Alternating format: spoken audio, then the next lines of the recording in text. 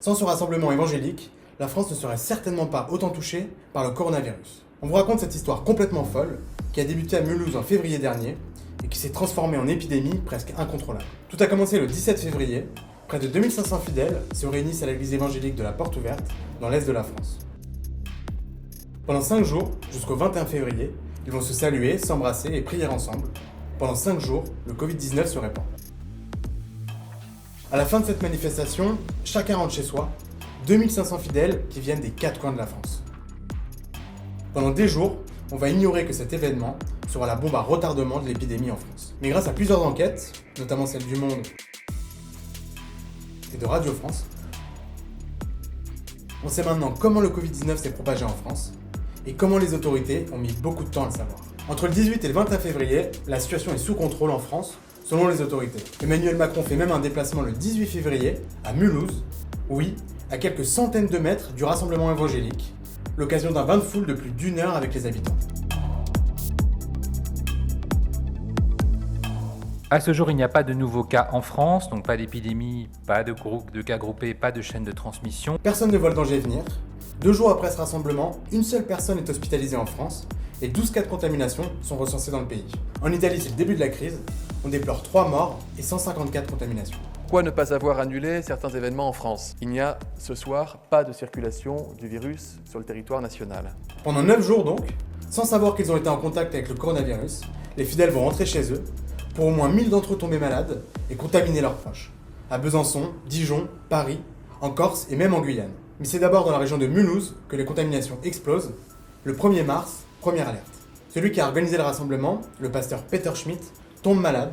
Il est testé positif au Covid, ainsi que 18 membres de sa famille. Pire, le cas d'une infirmière des hôpitaux universitaires de Strasbourg, présente au rassemblement, elle a recontaminé 250 collègues soignants, d'après l'ARS, l'Agence régionale de santé du Grand Est. Le pasteur Peter Schmidt est lui finalement admis à l'hôpital de Mulhouse dans un état grave. Mais à ce moment-là, on ne parle que des cas situés dans l'Oise, qui compte un tiers des 100 cas recensés dans toute la France. Ce n'est que le 2 mars que l'ARS du Grand Est, alerté par ses collègues d'Occitanie, ne va percevoir la gravité de la situation. Lorsqu'un habitant de Nîmes, testé positif au Covid-19, explique justement revenir de cette semaine de prière à Mulhouse. Les autorités prennent alors contact avec l'église pour mener une enquête sanitaire, les appels au SAMU explosent et on commence enfin à faire le lien avec cet événement.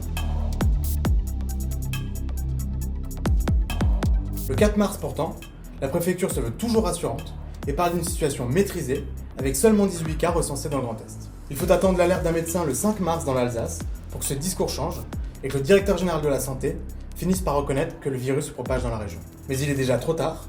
Pour certains médecins, il aurait fallu déclencher un confinement strict immédiat. Il ne sera décidé que 2 semaines plus tard. Ce rassemblement a donc été l'occasion d'une super propagation du virus, sans que les autorités ne le décèlent immédiatement. Depuis, la situation dans le Grand Est est catastrophique et ces hôpitaux sont complètement saturés. D'autres foyers ont émergé, comme en Corse ou en Guyane, et le virus est maintenant propagé sur la majeure partie du territoire. Et pour l'heure, on déplore déjà 17 décès parmi les participants à son rassemblement évangélique. Le 17 mars, la préfète de la région a mis en cause cette manifestation religieuse et ses fidèles qui n'auraient pas respecté les mesures barrières.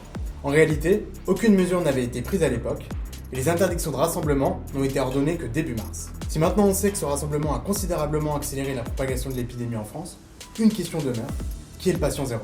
Plusieurs hypothèses circulent. Il y a cette mère de 2 enfants contaminés ayant participé au rassemblement, qui est tombée malade avant, ou ce médecin généraliste qui a lui aussi participé au rassemblement et qui dit avoir reçu des patients avant la mi-février avec tous les symptômes du Covid-19. Mais pour l'instant, les autorités n'ont pas la réponse.